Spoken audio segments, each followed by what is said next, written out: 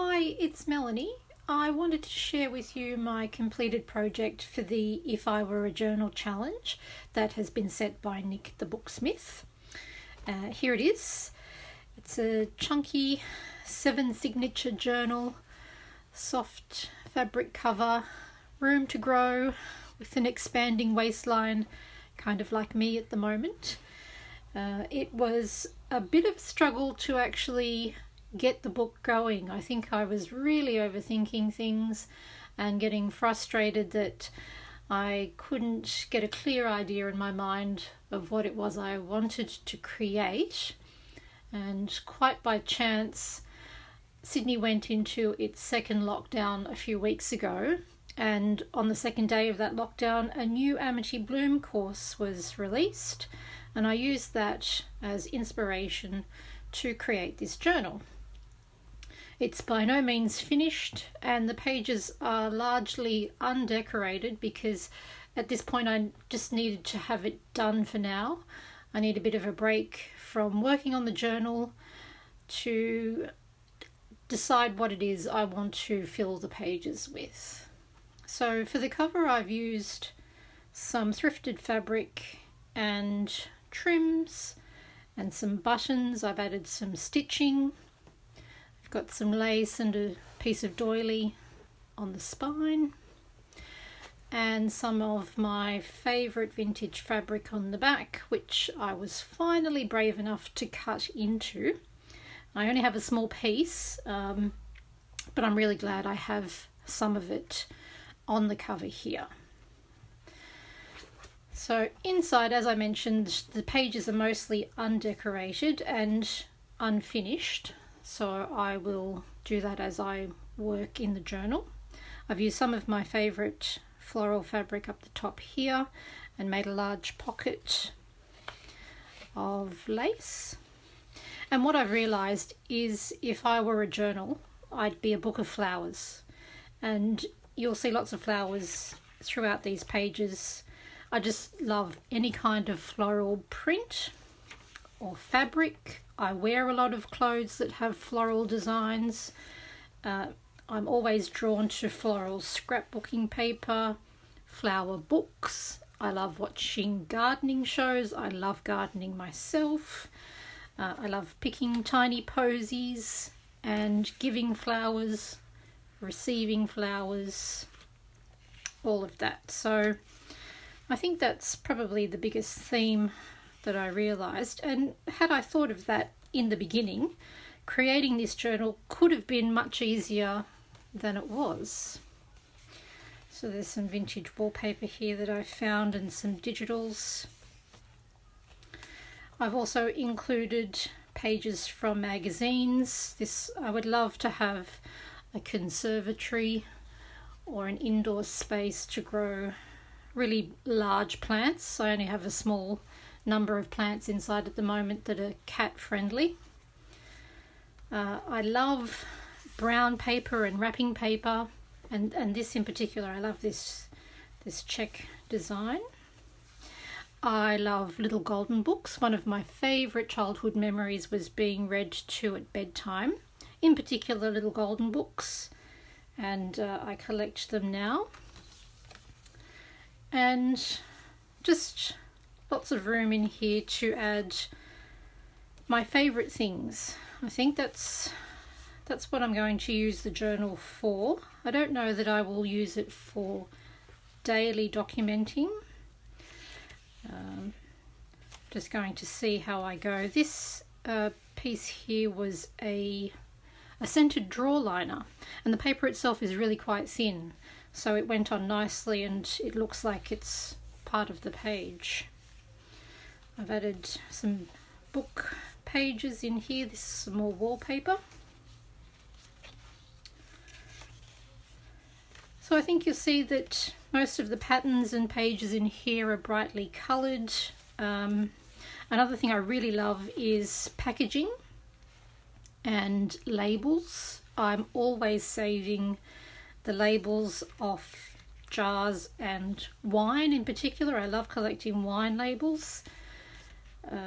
And using different kinds of packaging that we get in daily life and using those throughout the journals as well. I really love this bright wrapping paper, I think it was. This is a napkin that I've glued down with just a glue stick on the back of some music score. It's another piece of little golden book.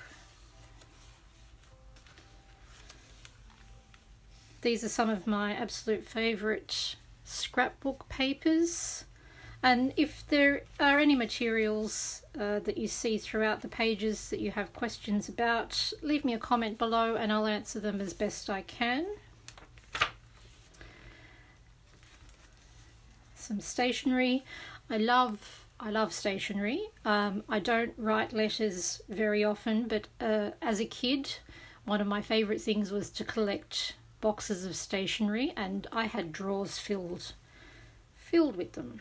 So I really love this. Is a page from, I think it might be some charity stationery, and this page in the middle is from a Cath Kidston planner that I found at an op shop that was unused, which was great.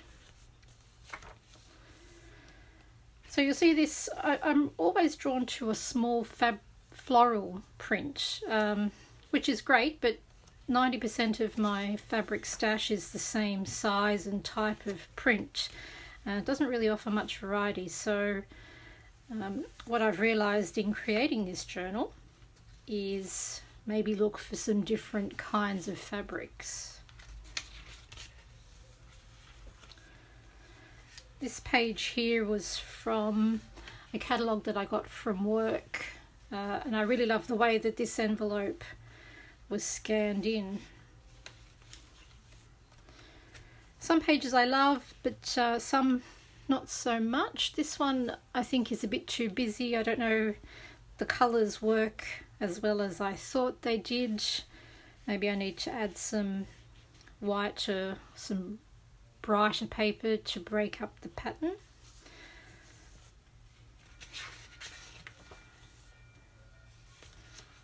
Used more wrapping paper. I think double-sided wrapping paper is a great way to get a lot of pages from one sheet. You get a lot of use out of that one sheet. So more flowers. I've used pages from Frankie magazine, from Flow magazine, different gardening books. It's the other side of that envelope. I really love postage stamps. I have quite a collection that I like to use in journals. This is the other side of that scrapbooking paper that I really love. Just love these colours and that folk design. And this is a piece of wallpaper. I picked up a whole suitcase full of vintage wallpapers. I think they were from the 60s and 70s, and this one was my favourite. I love houses as well, and there's another one here. This is from Frankie magazine. So lots of room to add all kinds of things. This is another piece of fabric that was left over from creating the cover, just on the piece of music score. And what I've realised is that some of my signatures are a bit loose, and I thought I did my best to make sure they were tight as I was binding them in, but obviously I haven't, so I'll need to go back and try and fix that somehow, because I've hidden the knot in the back of the journal, so I can't actually access it now. Hopefully I can use some tape or maybe glue to secure that a bit more.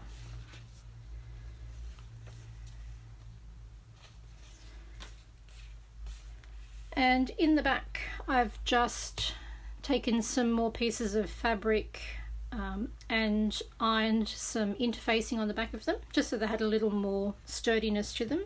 And I've left this top section here as a pocket.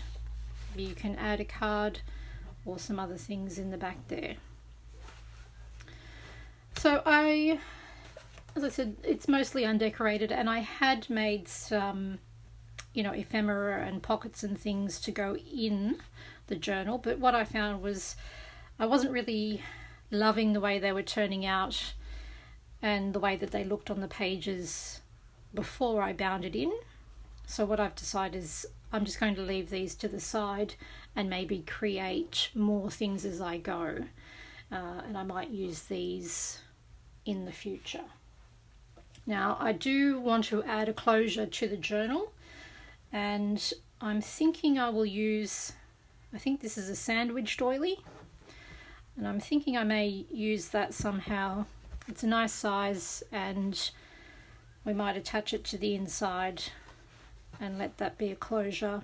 Maybe add some ribbon so that it has room to grow and also offers a nice way to secure the journal.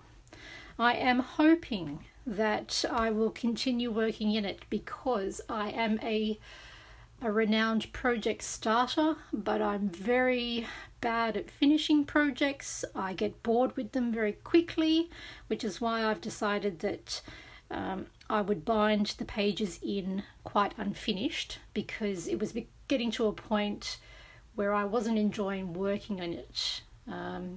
So I am happy with where it's at now. I am hoping to fill it with just lots of my favourite things, more fabric, cards, anything I've collected really, and hopefully there's quite a bit of room in here. And the fact that it is a soft cover will also help with the bulk. So I hope you've enjoyed having a look through my If I Were a Journal. I hope you've gotten some ideas, and if you have any questions, please let me know in the comments below, and I'll see you in the next video. Bye.